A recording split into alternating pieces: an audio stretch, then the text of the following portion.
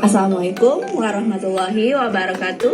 Saya Yeni Amila Wahyu, peserta latsar CPNS Pemerintah Provinsi Kepulauan Riau tahun 2021. Nah, pada kesempatan kali ini saya akan menyampaikan jurnal learning saya tentang apa yang saya peroleh pada materi agenda 3. Nah, pada agenda 3 ini kami mendapat fasilitator Ibu Rizka Destiana, SIP. Beliau merupakan analisis pengembangan kompetensi BKPSDM Provinsi Kepulauan Riau. Pada agenda 3 ini ada 3 pokok bahasan. Yang pertama itu adalah manajemen ASN, kemudian yang kedua adalah pelayanan publik, dan yang ketiga rule of government atau biasa disingkat dengan ROG. Nah, baiklah, yang pertama kita akan bahas dulu tentang manajemen ASN. Kita perlu tahu dulu nih, apa itu manajemen ASN?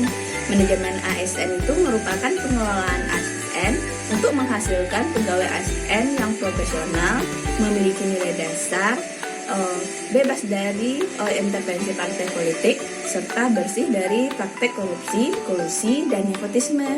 Jadi pada intinya manajemen ASN itu menekankan kepada pengaturan profesi ASN sehingga nanti tercipta pegawai yang unggul dan selaras dengan perkembangan zaman.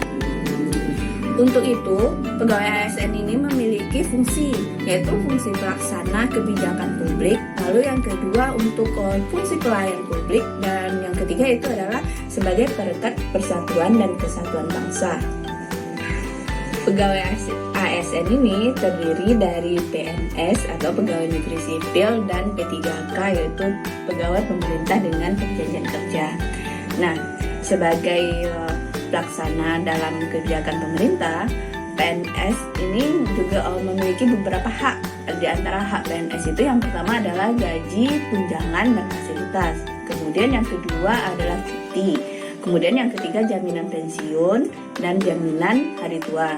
Lalu yang keempat itu perlindungan. Perlindungan ini bisa berupa perlindungan jaminan kesehatan, jaminan kecelakaan kerja, lalu jaminan kematian, lalu dalam bentuk bantuan hukum.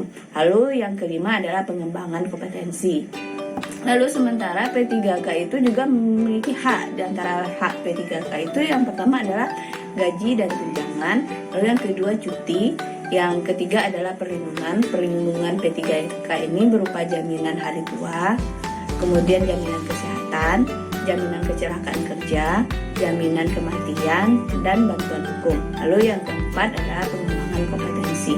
Jadi PNS dan P3K itu dia memiliki hak yang hampir sama. Bedanya di sana cuma pada jaminan pensiun yang ada berlaku pada PNS, sementara pada P3K tidak berlaku jaminan pensiun.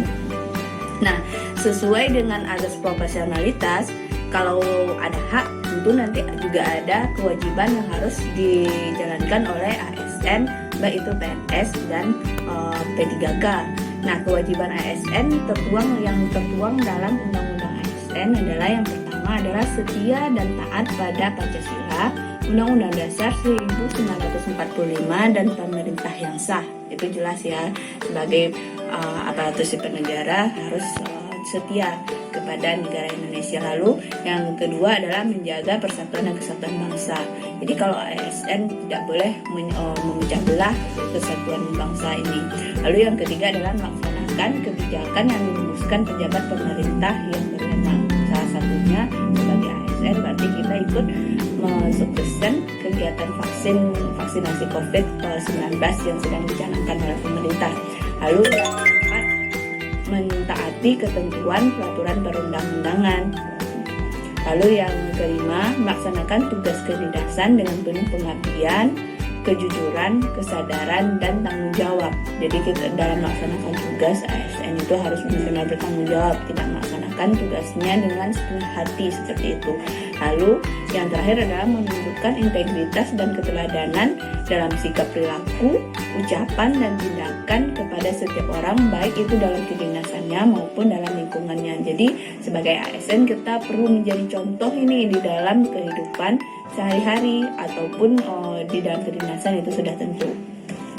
Lalu sebagai profesi, ASN ini bekerja dengan berlandaskan pada kode etik dan kode perilaku, di mana kode etik dan kode perilaku ASN ini tertuang dalam undang-undang yang sudah berlaku, undang-undang ASN yang sudah berlaku. Lalu ini akan menjadi acuan bagi para ASN dalam menyelenggarakan birokrasi pemerintah dan bertujuan untuk menjaga martabat dan kehormatan ASN itu sendiri. Selanjutnya, saya akan membahas tentang sistem merit atau merit system pada pengelolaan ASN. Sistem merit ini adalah kebijakan dalam manajemen ASN yang berdasarkan pada kualifikasi, kompetensi, dan kinerja yang dilakukan secara adil dan wajar, yang dilakukan tanpa membedakan latar belakang, baik itu suku, agama, ras, dan sebagainya. Diharapkan nantinya dengan adanya sistem merit ini akan meningkatkan kualitas ASN sehingga pada akhirnya dapat mendukung upaya peningkatan kualitas pelayanan publik. Sebagaimana kita tahu bahwa untuk memperbaiki kinerja pelayanan publik tentu saja harus dimulai dari memperbaiki kinerja ASN itu sendiri yang merupakan bagian dari pelayanan publik itu. Nah, contohnya pada proses pengadaan CPNS tahun 2019 dimulai dari perencanaan, lalu perencanaan kebutuhan, kemudian disebarkan informasinya, lalu diadakan seleksi itu dari seleksi administrasi, lalu seleksi SKD-nya, lalu SKB-nya, di mana itu dilakukan secara transparan, jujur, dan adil. Kemudian dilakukan penetapan siapa saja yang lulus dan memenuhi informasi yang sudah ditentukan. Lalu berikutnya ada pengangkatan calon pegawai negeri sipil berdasarkan hasil yang telah diperoleh, jadi tidak ada intervensi apa-apa dari pihak yang lain, murni sesuai dengan hasil tes yang sudah dilaksanakan. Lalu diadakan pelatihan prajabatan seperti yang sedang dilaksanakan pada kesempatan ini, di mana bertujuan untuk meningkatkan kompetensi dari seorang calon pegawai negeri sipil itu. Lalu yang terakhir, diangkatlah proses pengangkatan menjadi pegawai negeri sipil. Materi berikutnya adalah pelayanan publik. Jadi pelayanan publik itu adalah pelayanan umum yang dilakukan oleh pemerintah sebagai organisasi pelaksana pelayanan, berupa baik itu berupa barang maupun berupa jasa sesuai dengan tata cara yang sudah ditentukan dan ditujukan untuk memenuhi kebutuhan daripada masyarakat sebagai orang atau pihak yang pengguna layanan tersebut. Jadi terdapat 3 unsur penting dalam pelayanan publik, di mana yang pertama adalah organisasi penyelenggara pelayanan publik itu sendiri. Lalu yang kedua adalah penerima layanan publik, itu bisa jadi orang atau masyarakat atau organisasi yang berkepentingan. Lalu kemudian yang ketiga adalah kepuasan yang diberikan dan atau diterima oleh para penerima layanan. Lalu pelayanan publik ini terdapat 3 kategori. Yang pertama adalah pelayanan administrasi, misalnya saja itu pengurusan KK, pengurusan akte, pengurusan KTP, dan sebagainya. Lalu yang kedua adalah jasa, contohnya bidang pendidikan ya, di bidang pendidikan. Lalu yang ketiga barang, misalnya perumahan untuk rakyat. Selanjutnya kita akan bahas bagaimana apa saja sih prinsip-prinsip pelayanan publik itu. Nah, prinsip-prinsip pelayanan publik itu yang pertama itu partisipatif. Maksudnya pelayanan publik itu pelayanan publik yang dilakukan oleh pemerintah itu mengikut sertakan masyarakat dalam merencanakan, baik itu melaksanakan, dan kemudian mengevaluasi pelayanan publik yang sudah dilakukan itu. Lalu yang kedua itu transparan, di mana nanti pemerintah perlu menyediakan akses bagi warga negara untuk mengetahui segala hal yang terkait dengan pelayanan publik yang diberikan. Jadi misalnya saja apa saja sih syarat yang diperlukan, lalu bagaimana prosedurnya, lalu berapa misalnya biaya yang dikeluarkan. Jadi biasanya rata-rata sekarang pelayanan publik itu tidak dipungut biaya lagi. Jadi ada transparan di sana. Jadi masyarakat tidak perlu bertanya-tanya ini bagaimana, ini apa syaratnya, tapi sudah diberikan informasi sebelumnya oleh pemerintah sebagai pelaksana layanan. Lalu yang ketiga responsif. responsif ini, pemerintah wajib mendengar dan memenuhi tuntutan kebutuhan warga negaranya. Jadi pemerintah perlu tahu masyarakatnya butuh yang seperti apa, seperti itu. Lalu yang keempat, tidak diskriminatif, maksudnya pemerintah sebagai pelaksana layanan tidak boleh membeda-bedakan warga negara baik itu atas dasar hukum, atas dasar sukunya, agama, dan sebagainya. Jadi semuanya memiliki hak yang sama sebagai pengguna layanan yang diberikan oleh pemerintah. Nah, kita lanjut yang kelima, itu adalah mudah dan murah. Maksudnya di sini berbagai persyaratan yang dibutuhkan untuk menerima layanan yang diberikan oleh pemerintah tersebut, bagi masyarakat Indonesia masuk akal persyaratannya dan mudah untuk dipenuhi. Jadi tidak menuntut persyaratan sebenarnya seperti itu. Kita murah maksudnya itu daya yang dikeluarkan oleh masyarakat itu dapat agar mereka mendapat layanan itu harus terjangkau oleh seluruh masyarakat. Jadi tidak ada standar di mana masyarakat di atas saja yang bisa memenuhi itu, tidak seperti itu. Lalu yang keenam adalah efektivitas.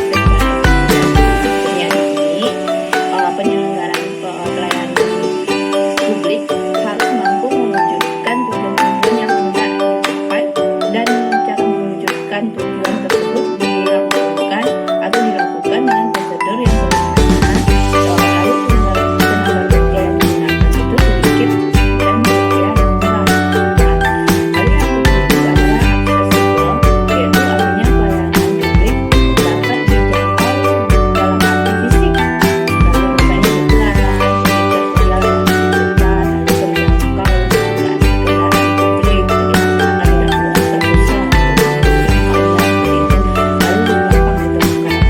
tidak sulit-sulit untuk mencarinya. Lalu neutral, jadi bisa dalam arti non-fisik, maksudnya dalam arti non-fisik itu boleh dibutuhkan dan persyaratan yang harus dipenuhi itu mudah dijangkau oleh masyarakat. Yang kedelapan adalah akuntabel, artinya semua bentuk penyelenggaraan pelayanan publik harus dapat dipertanggungjawabkan. Nah, ini penting sekali secara terbuka pada masyarakat. Jadi bentuk pelayanan publik itu harus dipertanggungjawabkan, itu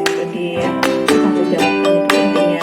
Lalu yang kesembilan itu berkeadilan, maksudnya pelayanan publik harus dapat dijadikan sebagai alat untuk melindungi bagi kelompok-kelompok masyarakat yang lemah, terhadap diskriminasi bagi dari kelompok-kelompok yang kuat. Nah, untuk ketiga kita akan bahas tentang WOG. Apa sih WOG itu? WOG itu merupakan suatu kerjasama atau koordinasi yang dilakukan antar instansi pada pemerintah untuk mencapai pemenuhan kebutuhan pelayanan publik yang prima. Jadi bentuknya kerjasama tapi antar instansi pemerintah, gunanya tetap untuk memenuhi kebutuhan masyarakat sebagai pelayan publik. Kemudian WOG ini menekankan pada aspek kebersamaan dan bertujuan untuk menghilangkan sekat-sekat sektoral yang selama ini terbangun dalam model MPM. Nah, di Indonesia sendiri sudah banyak dilakukan atau diimplementasikan WOG. Contohnya saja pada si pelandu kilat smart yang dikembangkan oleh pemerintah.